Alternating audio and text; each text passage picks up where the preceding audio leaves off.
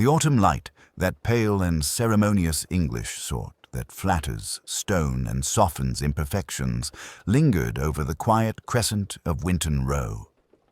It gave a faint burnish to the elegant face of House Number 42, a Georgian manor whose facade bore the expression of refined indifference characteristic of homes belonging to old money and older habits.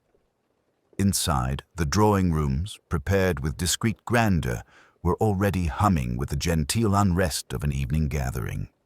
Lady Aurelia Fenton, whose sense of duty rivaled her sense of the dramatic, had announced a modest soirée to celebrate the unveiling of the Calliope portrait, the latest work by her longtime friend, the painter Julian Lascelles. The portrait, rumored to be his most emotionally intuitive work, would be first shown not in a gallery, but in her home, a gesture she insisted was a tribute to good taste and even better company. Inspector Alleyn, who had received the invitation as a matter of polite insistence rather than artistic necessity, arrived early enough to witness the orchestration of personalities beginning to settle into their predictable but no less intriguing formations. He was, as ever, the image of distilled composure. Tall, neat, wearing the slightest hint of humor about the eyes. His presence at social events rarely went unremarked, though polite society had perfected the art of pretending not to notice policemen unless a diamond necklace went missing or someone inconveniently died. Tonight, however, no one anticipated anything more dangerous than a cutting remark. The drawing room at number 42 was a tasteful arrangement of ivory walls, polished floors, and a small constellation of well-placed objets d'art. Julian Lascelles stood near the covered easel, receiving guests with the languid grace of a man accustomed to admiration but faintly bored by the mechanics of it. His silver-threaded hair fell stylishly across his brow. His voice was low, clipped, and touched with gentle mockery. Behind him hovered his wife, Miranda, a porcelain figure of quiet beauty whose serenity felt to Alleyn a shade too practiced. Lady Aurelia approached Alleyn with the warm determination of a person who always reached her objective and expected congratulations for having done so. "My dear Inspector, you've come. I said you would. Julian, you see, a man of unshakable loyalty. Or merely one with few excuses." Alleyn returned softly, offering his hostess a courteous bow. "You're insufferable," she said, delighted, and ushered him toward the gathering throng. Among the guests were those fixtures of high society whose presence lent both gloss and tension to any event.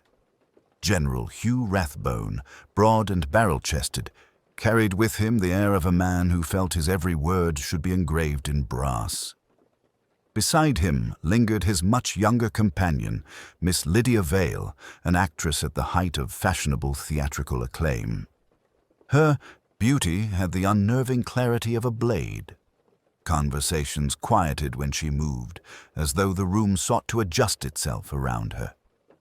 There was also Dr. Simeon Blythe, a scholar of ancient languages who treated modern conversation as an inconvenient deviation from his preferred intellectual climate.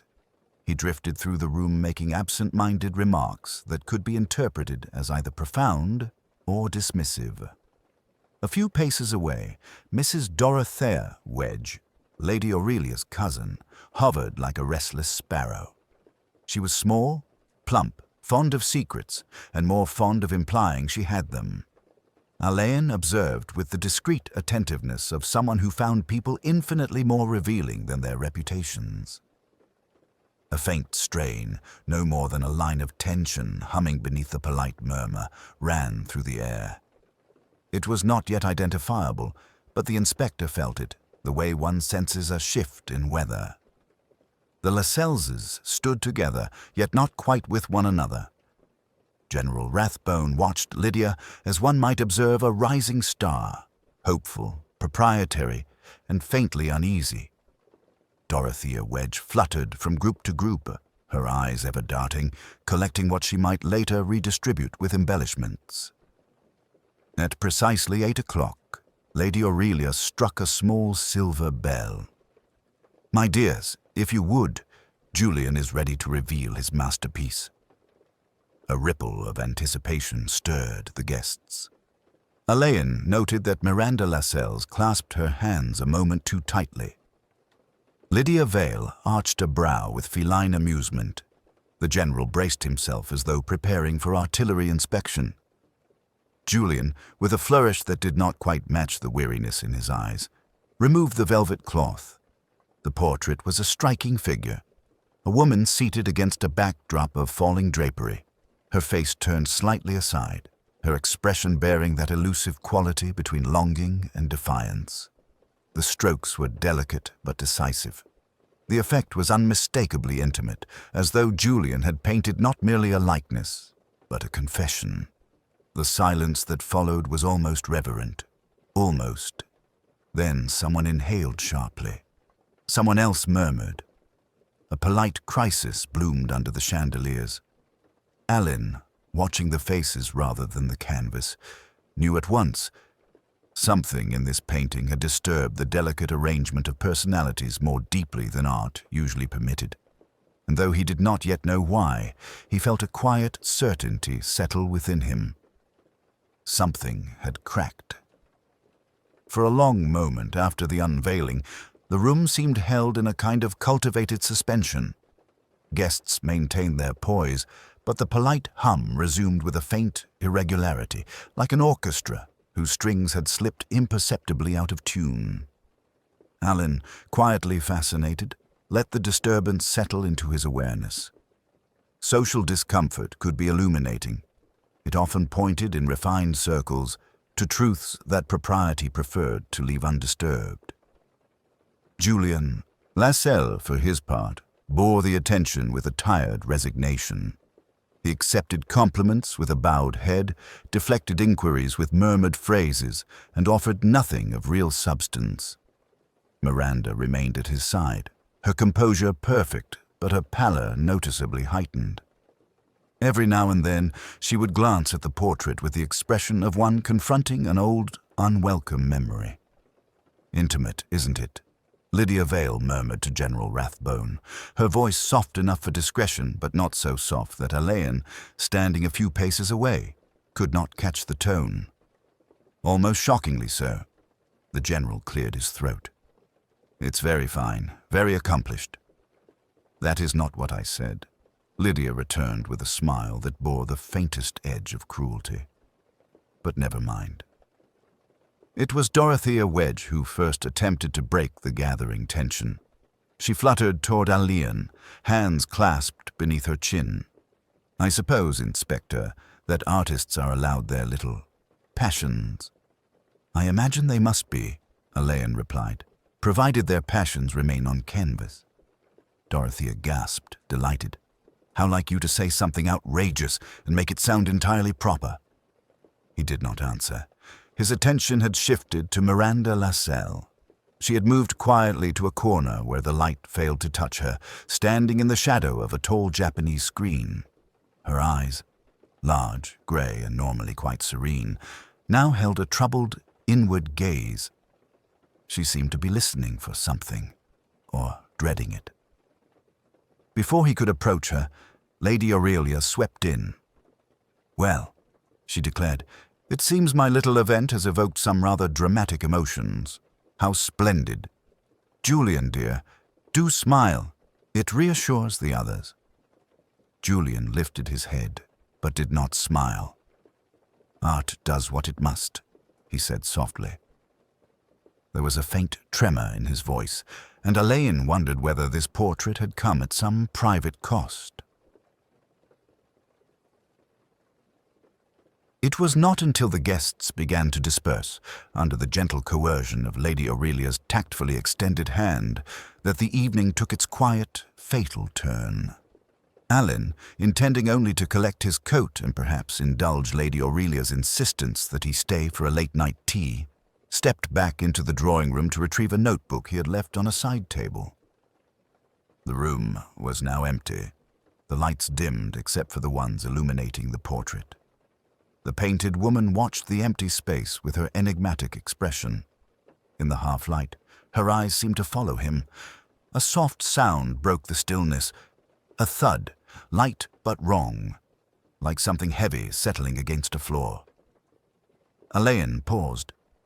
"Hello?" No reply. He moved toward the far end of the room where the Japanese screen cast its tall shadow. As he rounded it, he halted. Miranda Lascelles lay crumpled on the rug, her form arranged in such eerie quietness that for an instant she might have been merely resting. But something in the angle of her neck, too slack, too surrendered, made his breath catch. He knelt. Her skin was cool, though not cold. Her pulse, when he sought it, offered no answer. There were no signs of violence, no disarray, no cry had been heard. Just the soft, inexplicable collapse of a woman who, moments earlier, had stood breathing the same uncomfortable air as all the others. Alleyn rose slowly, surveying the scene. There was nothing immediately to suggest foul play, yet the timing alone, so soon after the portrait's unveiling, felt far from innocent. He had seen enough deaths dressed in subtle clothing to distrust appearances. Stepping back, he rang for the butler. Chalmers, thin and discreet as a shadow, arrived within seconds. "Sir, I'm afraid Mrs. Lascelles has collapsed. Fetch Dr. Blythe at once, and Lady Aurelia." Chalmers paled but nodded. "Yes, sir." Within minutes, the room was populated again. First Dr. Blythe, who knelt beside Miranda with a clinical frown. Then Lady Aurelia, with a shocked hand pressed to her breast, and at last Julian, whose expression, upon seeing his wife, was one of complete, devastating stillness. "Miranda," he whispered. Dr. Blythe sat back on his heels, his voice low. "She is gone." The silence that followed was immense. Not dramatic, not hysterical, just immense. Finally, Lady Aurelia exhaled a trembling sigh. "Inspector Alleyn, this cannot be right.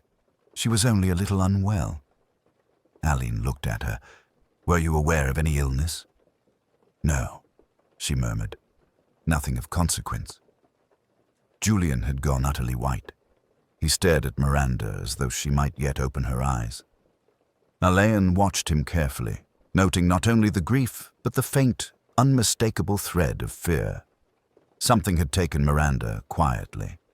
Too quietly. And though no scream had been heard in house number 42, Alleyn felt the echo of one begin within its walls. The subdued murmur of polite horror lingered in house number 42 long after Dr. Blythe had pronounced Miranda Lascelles dead. The guests, many of them still in formal attire, hovered at the edge of the drawing room, uncertain whether to intervene, to depart, or to wait in restrained anticipation. Even Lady Aurelia, whose natural composure rarely faltered, seemed diminished, her elegant poise fracturing into something more fragile, more human. Alleyn, however, moved deliberately through the room with the serenity of one accustomed to the unpredictable consequences of social gatherings.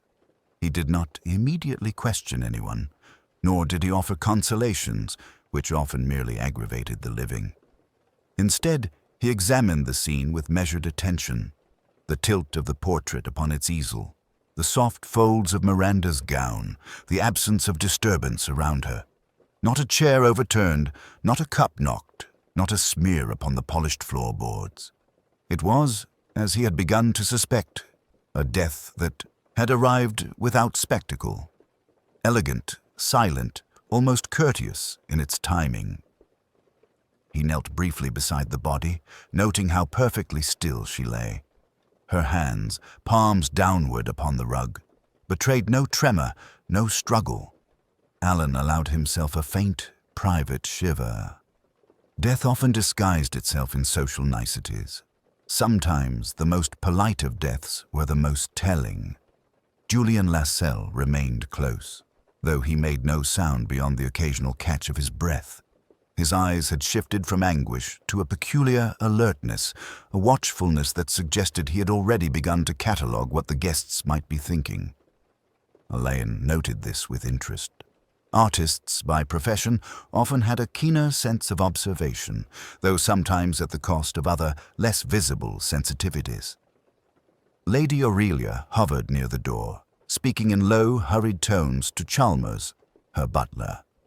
Alleyn observed that she frequently glanced at the assembled guests, measuring their reactions as though seeking reassurance that her social authority remained intact. Social authority, he reflected, was fragile, even more so when a quiet calamity had intruded upon an evening designed to showcase taste and culture. Dr. Blythe, seated at the edge of the rug, muttered softly to himself, checking for signs that were no longer necessary.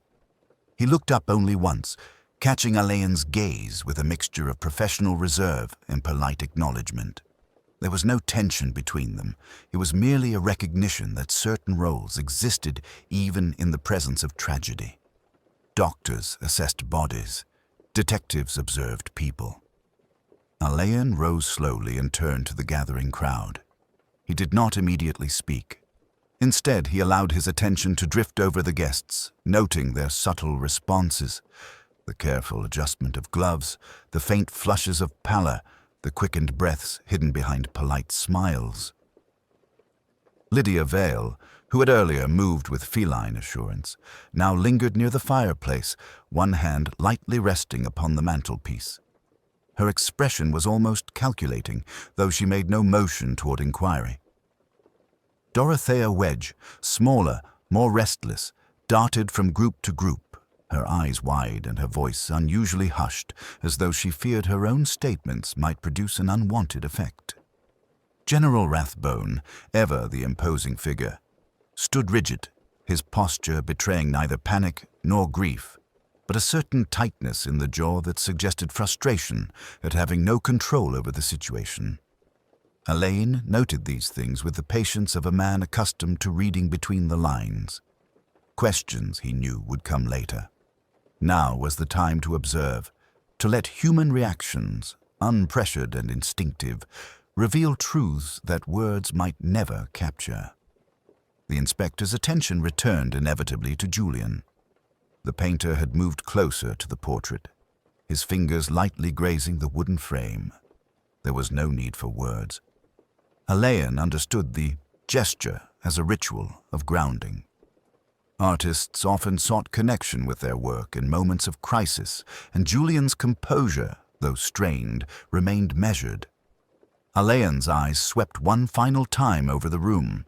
The air was thick with suppressed emotion, grief, curiosity, unease. Not one person spoke of what might have caused Miranda's death, though the question hung in the quietest corners of the drawing room. Politeness dictated restraint. Instinct demanded speculation. Finally, Alleyn spoke, his voice calm, deliberate, and entirely controlled. Dr. Blythe, I should like a brief examination once more, if you would permit. Afterwards, I shall have a few questions for those present. He did not rise, did not move closer to the guests. He simply observed, letting the room reveal its subtleties, noting the slight twitch of an eyelid, the momentary clench of a fist, the almost imperceptible tension in the shoulders of a man accustomed to command. Politeness, Alleyn reflected, could conceal almost anything, but observation, patient, unhurried, unobtrusive, revealed far more. And in this quiet, troubled house, Alleyn had already begun to see hints of truths that might never be spoken aloud. Alleyn began the process of speaking with those present, though he did so in the manner of a man conducting a conversation rather than an interrogation. Each question was carefully phrased, each answer observed as much for its subtleties as for its content. He had learned long ago that people of refined upbringing rarely lied outright. They preferred evasions, omissions, and shades of implication, all of which could be far more telling. He first approached Julian Lascelles, whose fingers still lingered on the frame of the portrait. "Mr. Lascelles," Alleyn began quietly, "had Mrs. Lascelles mentioned any indisposition today?" Julian shook his head. "Nothing, Inspector. She seemed Normal. Perhaps a little preoccupied, but that is hardly unusual. One has moods. His voice was calm, almost too calm, with a faint tremor at the edge. And her appetite, her sleep, Alleyn continued. He did not hurry. He had found that patience often elicited the truths that politeness attempted to conceal. Julian hesitated, the barest fraction of a second, then said, "She dined lightly, as she often does before an evening. As for sleep, well, she was restless last night, yes. But who among us is not?" His gaze flicked to the portrait. "I did not think it noteworthy at the time." Alleyn nodded, noting the phrasing. It was honest, yet revealing.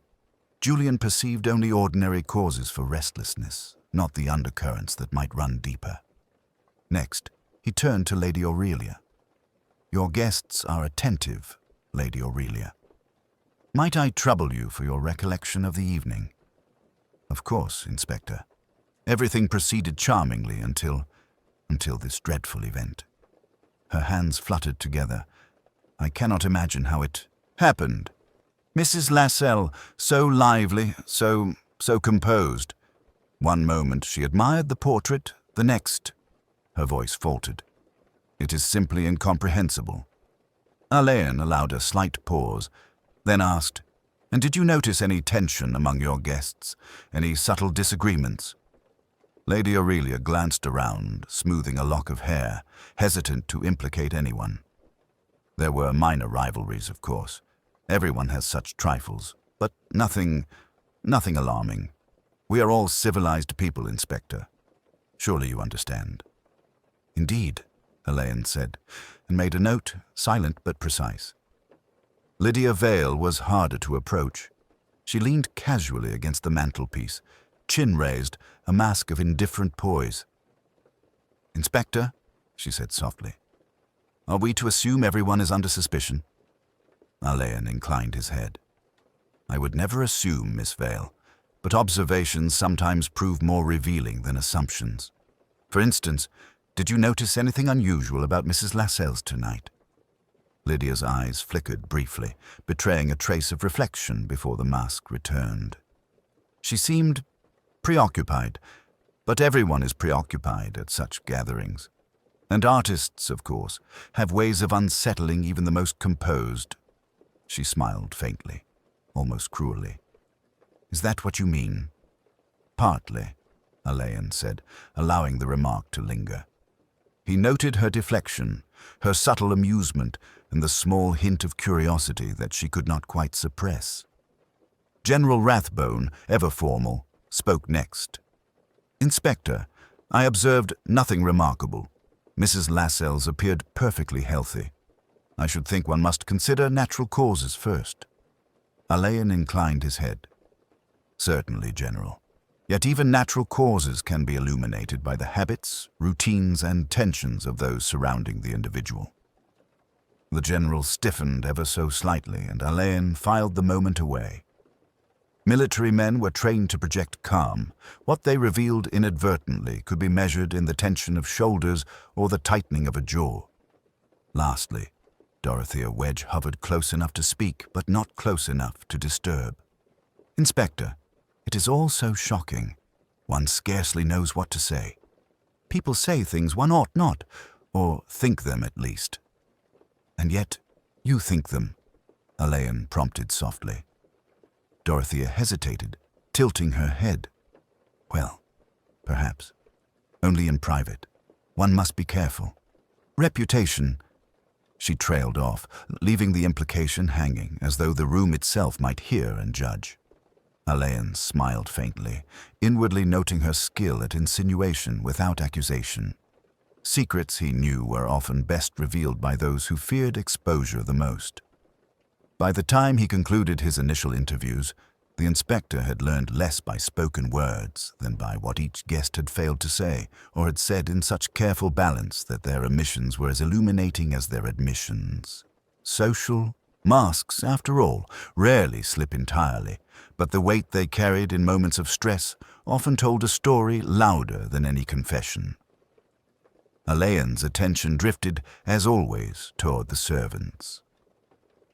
Chalmers moved with quiet, unobtrusive efficiency, aware of tragedy, yet careful not to disturb.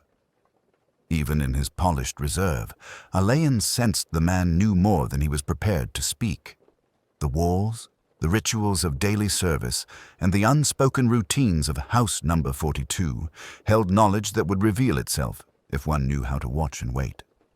Patience, Alleyn reminded himself, was as essential in high society as in detective work, and in the subtle, fracturing elegance of this household, patience would yield far more than any hasty question. The drawing room, though emptied of most guests, remained a theatre of subtle tension. Alleyn, having concluded the first round of interviews, allowed himself a quiet moment to observe the patterns of House Number 42, not only among the family and guests, but also those who served them. He had learned in a long career that servants often held truths more permanent than whispered rumors because they moved daily within the private rhythms of the household and rarely exaggerated their knowledge.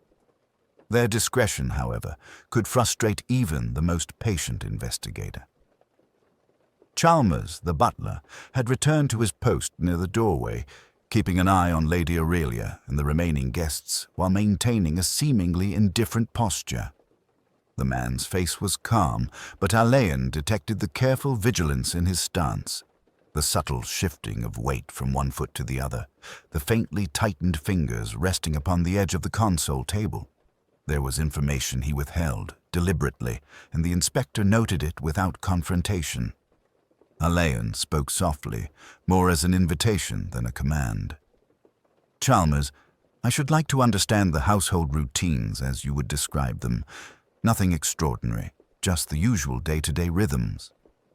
The butler inclined his head, expression neutral. "Certainly, Inspector.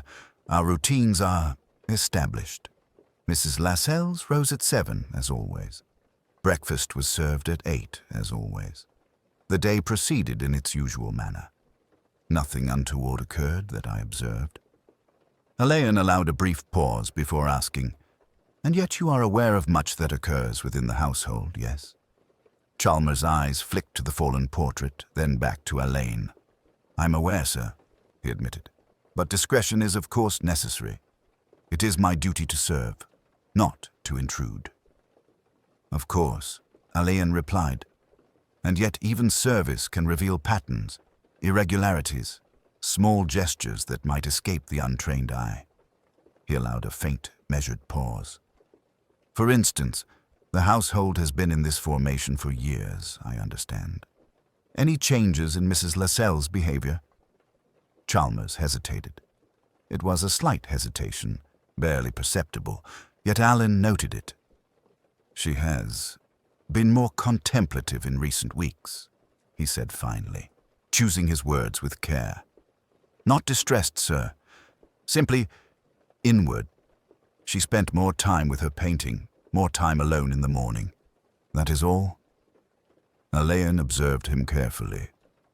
No one could remain entirely neutral when confronted with a sudden, quiet death. Even the most loyal servant could betray knowledge in the subtlest shifts, the tilt of the head, the friction of a gloved hand along the console. Chalmers was loyal, but he knew. He turned slightly to address Mrs. Pevensey, the housekeeper who had remained in the shadowed corridor, quietly observing the scene. Her hands were clasped in front of her, a picture of restrained propriety. Alleyn's approach was gentle. "Mrs. Pevensey, any irregularities this evening that struck you as unusual?" The woman's eyes flickered just enough to reveal her consideration. "Nothing, sir. The evening was orderly, as always. Though perhaps..." Mrs. Lascelles spoke to no one for a time after the portrait was revealed. She seemed pensive. Alleyn made a small note, acknowledging her careful phrasing. It was a gentle observation, lightly veiled, hinting at an internal concern without accusation. She had seen, she had noted, but she chose the language of discretion. "What of the servants themselves?" Alleyn asked quietly. Did any act unusually? Someone perhaps quieter, more restless? A faint exhale, almost imperceptible. I cannot say, sir. We all endeavored to serve as usual.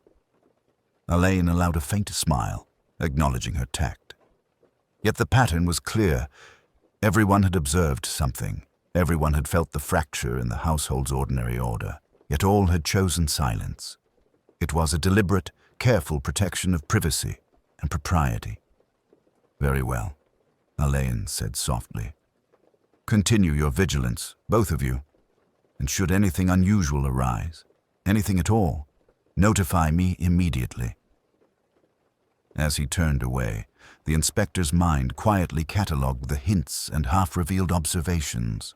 The subtle retreat of Miranda into herself, the slight unease among the household staff, the glances exchanged and withheld, and the gaps in narrative that spoke as loudly as any confession. Silence, Alleyn reflected, was sometimes more eloquent than speech. And in the walls of house number 42, the silence of its servants would prove as essential to understanding the tragedy as any overt clue. He had yet to speak to all the guests, yet already he sensed that the truth would emerge not from spectacle, but from the quiet observation of what people, both hosts and servants, could not bring themselves to say aloud. For now, he would wait, as always, letting the house reveal itself to him, piece by patient piece. The house, Alleyn observed, was a labyrinth of routines, small, almost invisible, yet rigorously maintained by the household. Each morning, Chalmers placed the silver cutlery in exact alignment. Each evening, Mrs. Pevensey performed her inspection of the drawing rooms, straightening cushions, arranging flowers, adjusting the draperies. Alleyn had long known that deviations in such minutiae were often more telling than overt signs of violence or emotion. He moved slowly through the quieter parts of house number 42, past the drawing room and into the corridor leading to the morning rooms, noting the way the light fell across the Persian rugs, the faint fragrance of lavender that always lingered where Mrs. Pevensey had been. The death of Miranda Lascelles had introduced a subtle distortion to the usual rhythm. Something was slightly off, and the inspector trusted instinct over speculation in such matters. It was in the morning room, where Miranda kept her small collection of journals, letters, and brushes, that Alleyn noticed the first minor irregularity. A small silver letter opener, ordinarily returned to its carved box after morning use, lay atop a stack of neatly bound envelopes. Its position was anomalous, subtly askew compared to the habitual alignment. The fact might have seemed insignificant to any other observer. To Alleyn, it was a deliberate, or at least telling, deviation from routine. He reached for the envelopes, handling them with the care appropriate to paper touched by the human hand. Most were routine correspondences, invitations, notes from distant acquaintances, mundane business with a gallery. Yet one envelope, heavier and creamier than the rest, bore the faint impression of a seal broken hurriedly. The wax, though dried, retained its irregular pattern, suggesting a haste uncharacteristic of Miranda's usual meticulous habits. Alleyn noted the absence of fingerprints, a subtle indication that the envelope had been handled carefully, perhaps even by someone other than its intended recipient. It was a small detail, a slight deviation from the ordinary, but in the quiet, disciplined world of house number 42, it spoke volumes. His attention then turned to a small set of brushes resting in a porcelain pot. Normally, the brushes were arranged by size, bristles upward, as though each had a place of honor. Tonight, one lay diagonally across the others, its tip faintly stained with a color that was not part of Miranda's current palette. Alleyn could not yet know whether it was significant or merely accidental, yet the irregularity piqued his curiosity. Artists, he reflected, often revealed truths through unconscious acts. He stepped back, observing the room as a whole. Light filtered through the lace curtains in a pattern mirrored on the floorboards. The routine of the household had been disrupted, if only slightly, and these minor deviations, the silver letter opener, the misaligned brushes, the hastily opened envelope, formed a constellation of anomalies. They suggested that someone or something had entered the ordered space of Miranda Lascelles' life and disturbed it without leaving overt evidence. Alleyn allowed himself a brief, contemplative smile. Such subtleties were precisely the domain in which he excelled.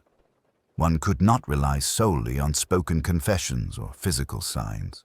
Patterns of behavior, small ritual disruptions, and overlooked habits often revealed the truth more directly than any loud declaration. As he continued his inspection, he noted that even the placement of the chairs in the morning room had shifted slightly, as if someone had paused briefly to examine the envelopes and brushes, then left without returning everything to its customary alignment. He filed the observation quietly, aware that the person responsible would have been careful, methodical, and yet imperfectly so.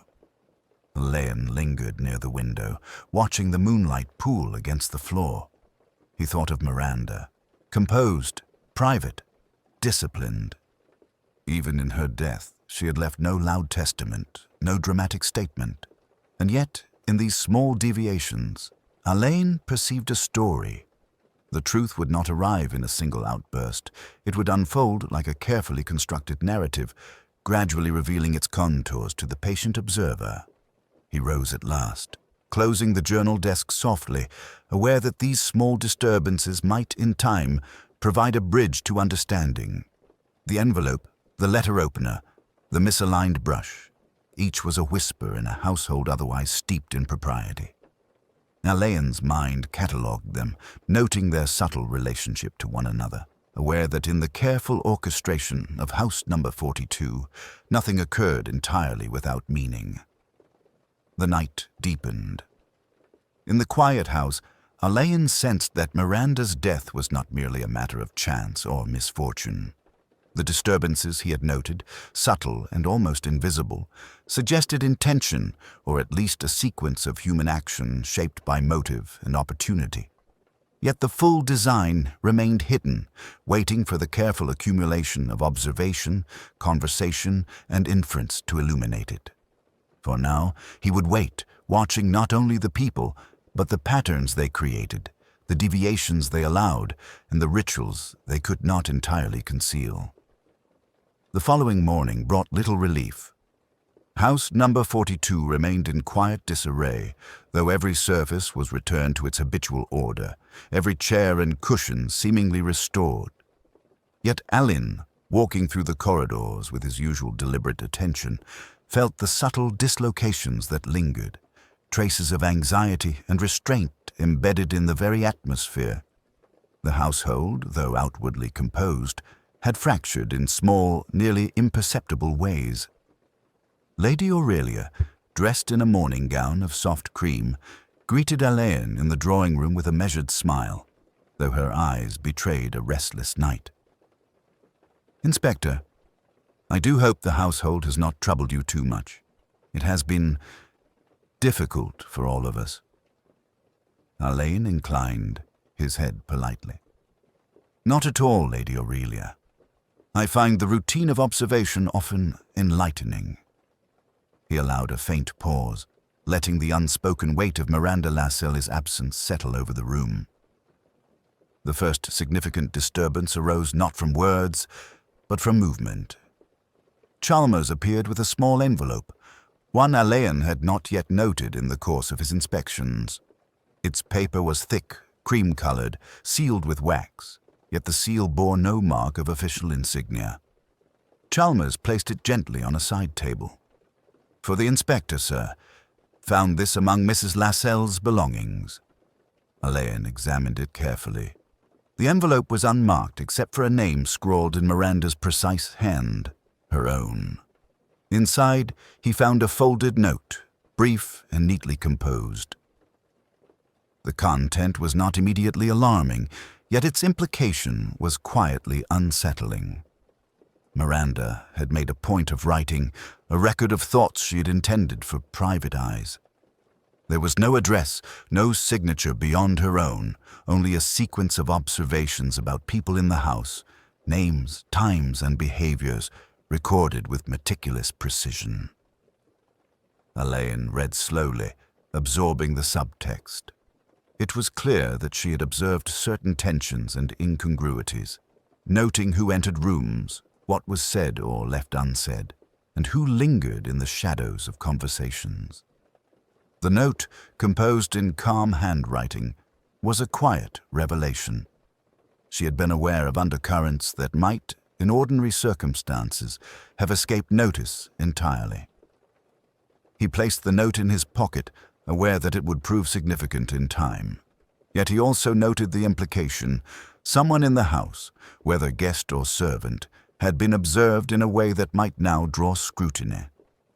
Miranda's awareness, meticulous and deliberate, had existed silently alongside the ordinary life of house number 42.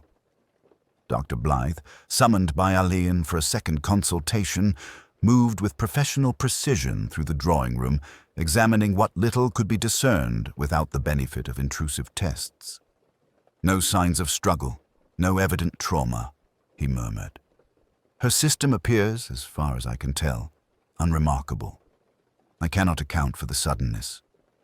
Alleyn watched the doctor, noting how even professionals could be unsettled by absence of clear cause. "It is not uncommon for certain physiological events to manifest quietly, Doctor," he observed. "Yet in a household such as this, even natural occurrences are often amplified by context." As the morning wore on, subtle disruptions continued to accumulate. Lydia Vale, usually vibrant and commanding, spent the bulk of the breakfast hour seated silently near a window, watching the trees sway in the breeze without speaking. General Rathbone paced the hall with the careful rhythm of a man seeking resolution, though he never addressed anyone directly. Dorothea Wedge flitted from room to room, a faint frown upon her face, as though she sensed a shift that could not be named. It was not dramatic. There was no outburst, no confrontation, but the pattern was unmistakable. House number 42, ordinarily a bastion of elegance and control, had quietly lost its equilibrium. Even the servants moved with extra caution, their usual gestures deliberate and measured, suggesting both respect and unease. Alleyn paused at the window overlooking the rear garden. The sun, though bright, did little to illuminate the interior disquiet. His mind traced the subtle anomalies he had already observed. The misaligned brushes, the disturbed envelope, the note revealing Miranda's own meticulous attention to social movements. All of it suggested a delicate but decisive interplay of motive and opportunity. The second, quieter disturbance arrived not through objects, but through conversation. Julian Lascelles, standing at the threshold of the drawing room, whispered to Alleyn, his voice low, almost conspiratorial. "Inspector, there was something she said last night. Nothing alarming, yet it lingers. She spoke of watching, of knowing. He stopped abruptly, unable to continue. Alleyn inclined his head. "She left traces, Mr. Lascelles. It is in her routines, in her observations. That is often enough to suggest motives or fears without declaration." Julian's gaze dropped, his composure failing ever so slightly.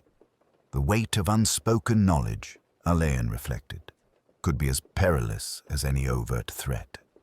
In this quiet, carefully ordered household, tension had begun to accumulate not through noise or argument, but through the subtle, relentless pressure of awareness. Miranda's death had been only the first rupture. The second was already taking shape in whispered observations, in minor deviations, and in the unspoken anxiety that now threaded through every polite gesture. Alleyn, standing near the window, allowed himself a moment of reflection. The house would reveal its truths, in time, not through spectacle, but through the careful layering of human behavior. And he would watch, patiently, until they emerged. By mid-afternoon, the quiet tension in house number 42 had thickened into a nearly tangible atmosphere, as though the walls themselves were aware of the fracture that Miranda Lascelles' death had caused. Alleyn, seated in a high-backed chair near the bay window, allowed the patterns of the household to settle around him. He said little, spoke less, and observed everything: the subtle adjustments of posture, the exchange of glances, the faint hesitations in speech. Observation, he knew, often revealed more than interrogation. People could craft answers, conceal knowledge, and disguise intention, but the body, the habits, and the involuntary reactions of those around him rarely lied. He returned in thought to the note discovered among Miranda's belongings, a record of minutiae, seemingly innocuous observations that, when strung together, formed an invisible lattice of insight. She had watched not only her husband, but her guests, her servants, the rhythms of the household itself. In doing so, she had created a mirror of the subtle tensions that now unfolded like shadows across the walls. Julian Lascelles had remained unusually quiet since breakfast, lingering near the portrait as if it were both anchor and accusation. His eyes, normally bright with controlled emotion, were now dimmed with apprehension. Alleyn did not press him, yet he noted the painter's gestures, the way he smoothed his hair, the slight rocking of one shoulder, the intermittent tapping of a finger upon the frame. These small, unconscious movements often carried more truth than words. Lady Aurelia moved through the drawing-room with her customary elegance, yet there was a tension beneath the grace. She checked the clock more often than decorum warranted, and her glance toward the servants was shaded with concern. One might have mistaken these gestures for worry over propriety or the continuity of the household. Alleyn, however, recognized them as faint ripples of unease, suggesting the silent awareness of something unspoken. Lydia Vale, who had spent the morning in quiet observation, now approached the window, her gaze fixed on the garden. Alleyn noted the set of her shoulders and the slight pursing of her lips. She was calculating, assessing, perhaps speculating about motives she had yet to articulate. There was no malice apparent, only an acute awareness of circumstance, tempered with the instinctive self-preservation that social life often demanded. General Rathbone, for all his stoic exterior, betrayed tension in subtleties, a tightening of the jaw, a brief lift of the brows, the measured shift of weight from one foot to the other. Dorothea Wedge continued her discreet perambulations, her eyes darting to the servants, to the painting, to the groupings of those still lingering, as if she sought confirmation of knowledge she dared not voice. Alleyn allowed these observations to settle like dust. They were not evidence in the ordinary sense, yet they were immensely instructive. The convergence of small deviations, the misaligned brush, the disturbed envelope, the lingering glances and faltering gestures, constructed a map of intention and awareness that one could navigate only through patience and quiet reflection.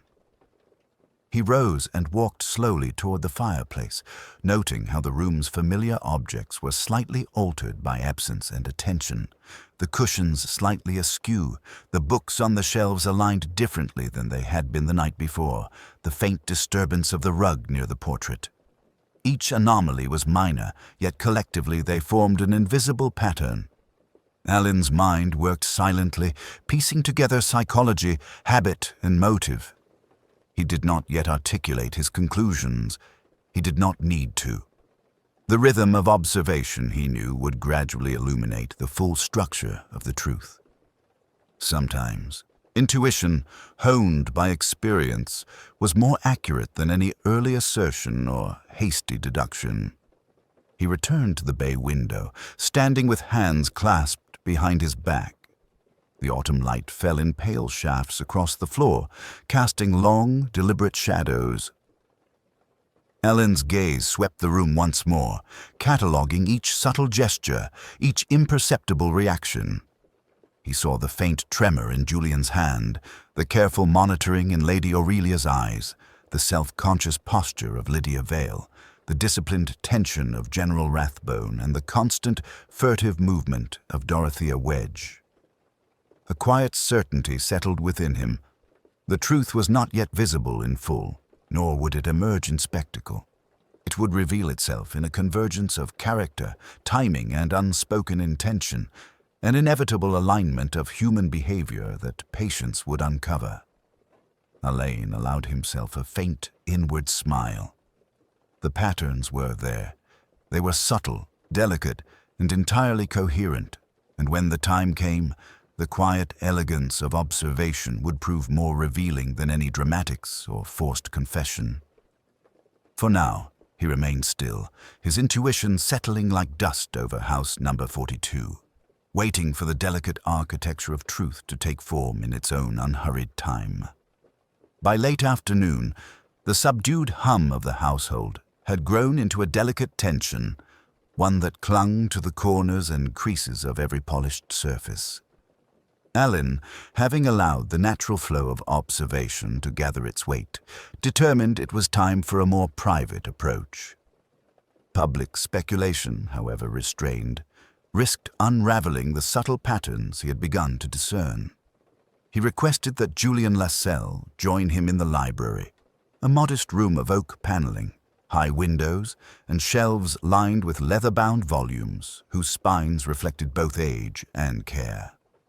Julian's movements were precise, measured.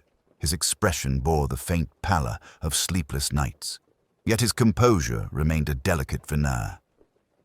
"Mr. Lascelles," Alleyn began, closing the door softly, "I have observed much of the household, not just from the moment of your wife's passing, but over the days preceding it, as best I can determine." Julian's fingers brushed lightly over the edge of a desk, betraying a faint nervousness. "Inspector, Please," Alleyn interrupted gently, "let us speak calmly. Your composure is important to me, and to yourself. I do not wish to alarm unnecessarily."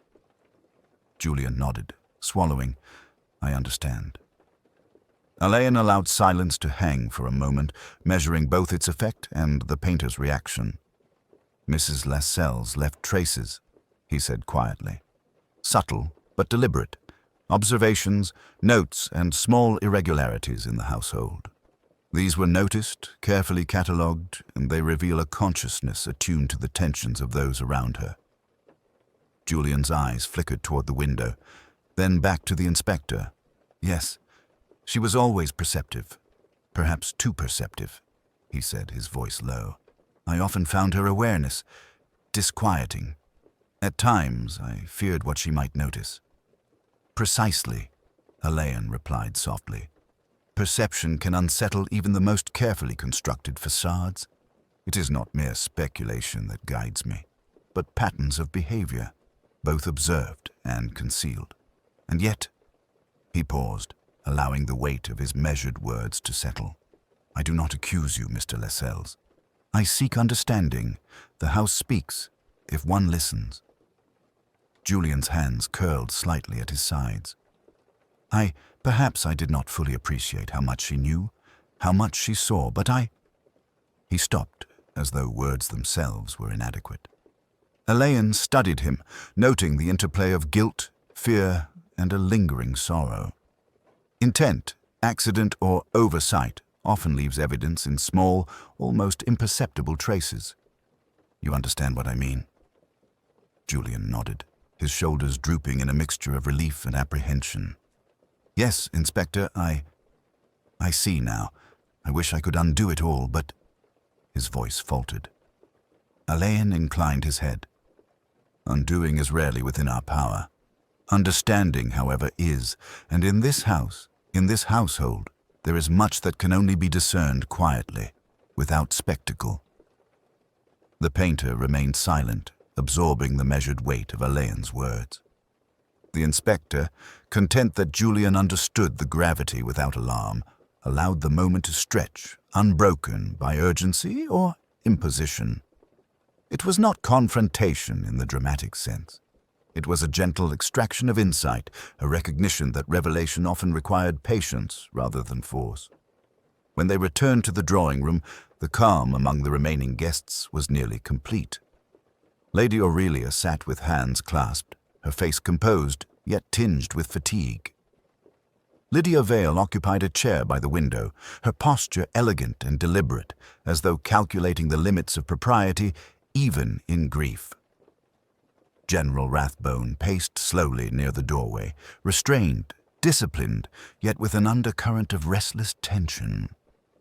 Dorothea Wedge flitted lightly between them, her movements soft but observant, a silent collector of impressions. Alleyn re-entered with the quiet authority of one who has absorbed a household's rhythms and knows its latent truths. He spoke to no one immediately, allowing the atmosphere to settle around him, absorbing small details, the turn of a head, a shifting weight, a hesitation in the gaze. Then, with measured calm, he addressed the room. "I believe we have seen enough to recognize the fragility and the integrity within this household. What has occurred is tragic, yet it has revealed truths about ourselves and about one another. Let us not rush to judgment, nor to speculation. We will proceed with care, and the clarity of understanding will follow."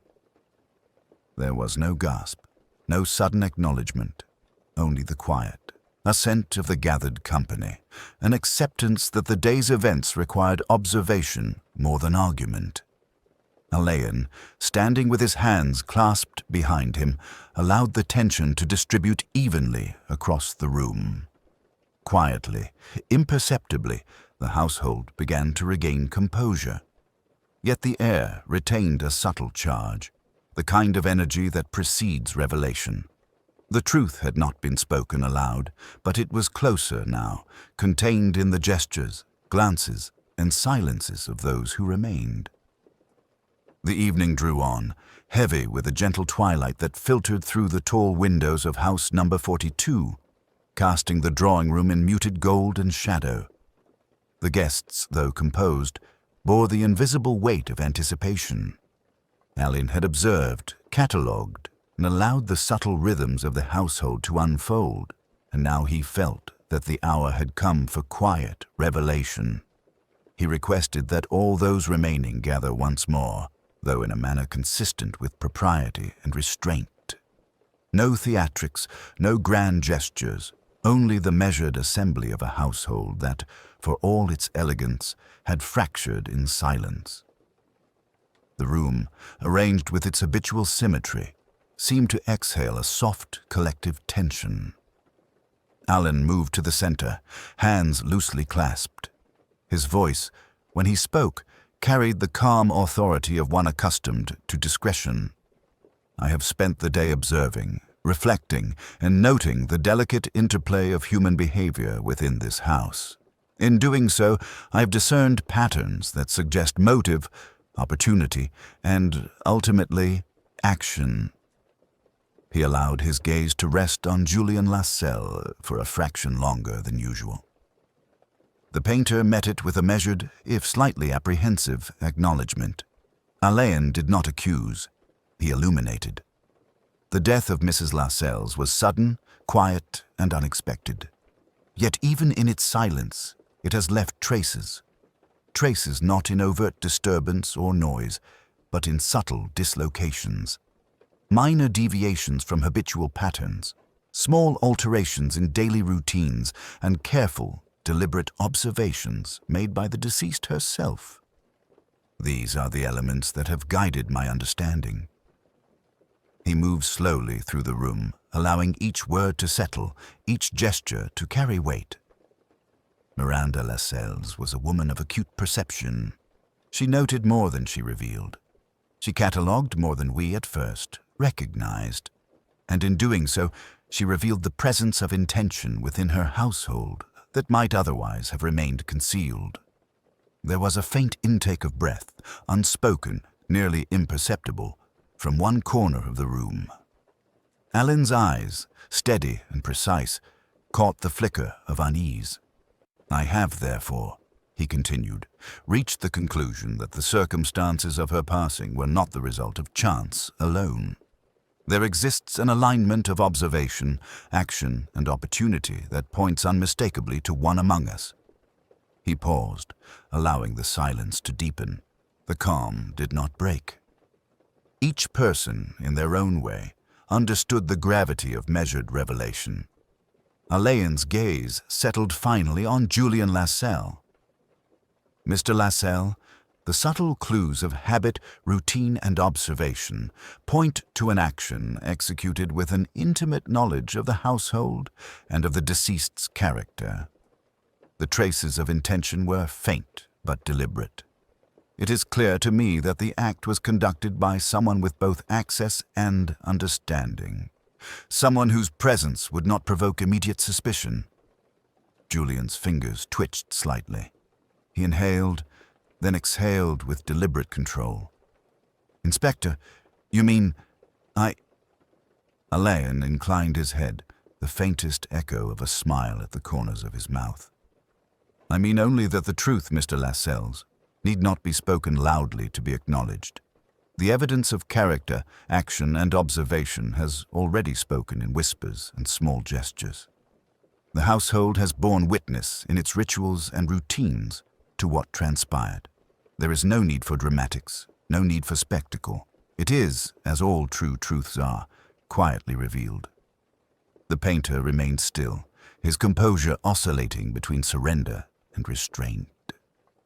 Around him, the other occupants of house number 42 absorbed Alleyn's words with polite attentiveness. There was no confrontation, no loud accusation, only a gentle, inevitable recognition. Alleyn, satisfied that the quiet illumination had taken root, allowed himself a final observation. The implications are clear, though words need not be harsh. Actions, intentions, and subtle deviations are far more instructive than loud confessions. The household itself has recorded the truth in ways that no one could entirely conceal. As he stepped back, the room exhaled collectively, a quiet acknowledgement that understanding had arrived. The weight of revelation rested not in spectacle, but in the shared recognition of what had already occurred. The truth, delicate and precise, had been unfolded, not with anger, nor with theatricality, but with calm, measured observation. And in the subtle gravity of that moment, house number 42 held its breath, accepting that the inevitable had been revealed, and that quiet justice, in the form of acknowledgement and comprehension, was sufficient. The night had settled over house number 42 with the quiet authority of inevitability. Alleyn, having revealed the truth with his customary delicacy, now allowed the household to adjust to its implications. There was no dramatic arrest, no public censure, and no sudden eruption of anger. Instead, the consequences unfolded in the measured, almost imperceptible shifts of social position and personal conscience. Julian Lascelles, seated near the portrait that had marked the evening's unraveling, remained silent for long moments, staring at the image as though it had gained a new, unspoken meaning. The subtle weight of guilt, combined with recognition of his own limitations and impulses, pressed upon him without the need for confrontation. In the quiet corners of the drawing room, he was aware of observation, not from the law alone, but from the meticulous judgment of those who had watched him, the servants, the guests, and even the deceased herself through her careful documentation. Lady Aurelia, whose elegance rarely faltered, now displayed a gentle, almost imperceptible fatigue. Her eyes, ordinarily bright with authority, held the faintest shadow of resignation. She would maintain the household, uphold appearances, and continue the careful choreography of propriety, but the knowledge of what had transpired would linger quietly, a reminder that even in refined circles, morality and action did not always align. The servants moved with their accustomed discretion, though a faint tension persisted. Chalmers and Mrs. Pevensey had absorbed the day's revelations in silence, recognizing both the inevitability of justice and the irony that the household's rhythms themselves had borne witness to human frailty. Their tacit understanding, unspoken yet profound, ensured that decorum would continue even as awareness lingered in subtle gestures. A tilt of the head, a soft exhale, the careful replacement of objects. Lydia Vale, who had maintained her vigilance throughout, now allowed herself a small, reflective smile.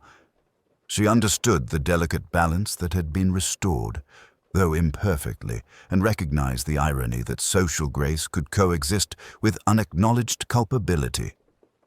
General Rathbone, despite his military precision, acknowledged a shift in the equilibrium of authority. The quiet revelation of responsibility had reinforced the notion that discipline, while necessary, could not substitute for attentiveness to human motive. His movements were careful, measured, and imbued with a quiet acceptance of what he could not change. Dorothea Wedge, ever perceptive, flitted lightly from group to group, observing the aftermath with the faintest trace of satisfaction in having witnessed the subtle alignment of truth and consequence.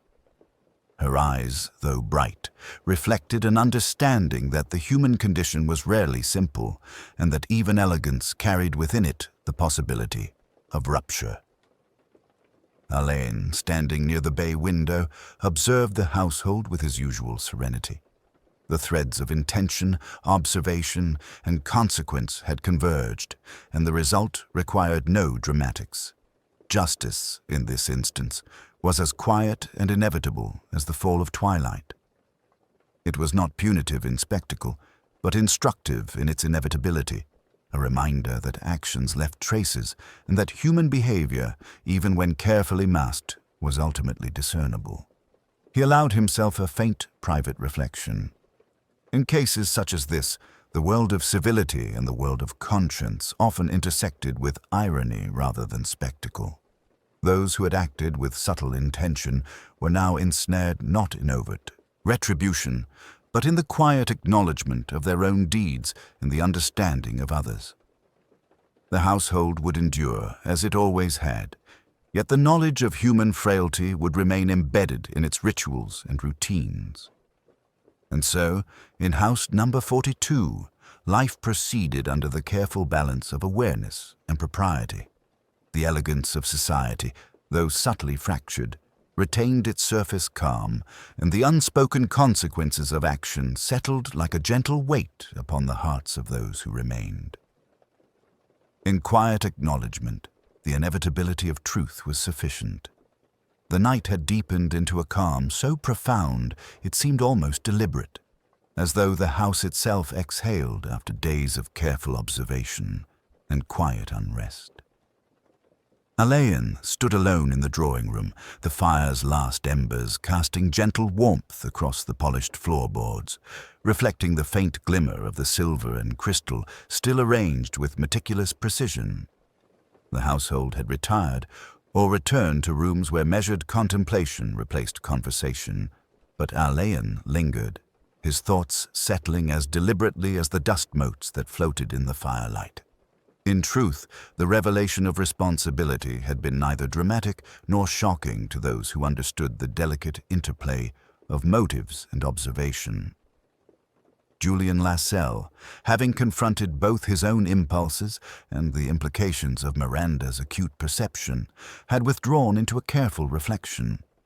He had acknowledged with a quiet dignity the inevitability of the outcome. No shouting, no accusations, only the weight of conscience and a recognition of subtle accountability. The household, aware of the alignment of observation and action, had absorbed this truth with polite discretion, allowing propriety to maintain its customary hold. Alleyn allowed himself a small, inward sigh of satisfaction. It was not triumph he felt, nor the gratification of having caught a criminal.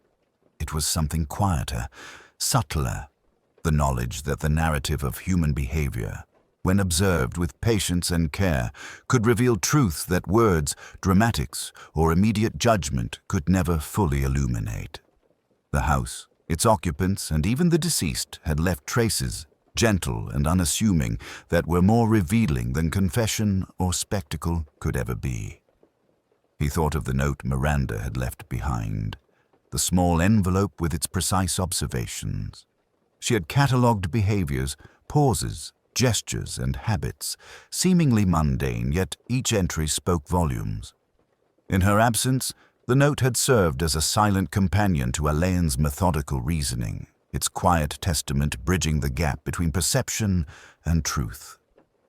He reflected that, in life as in death, Miranda's awareness had been a subtle, unrelenting force, a reminder that even the most restrained individual could exercise remarkable influence without overt action.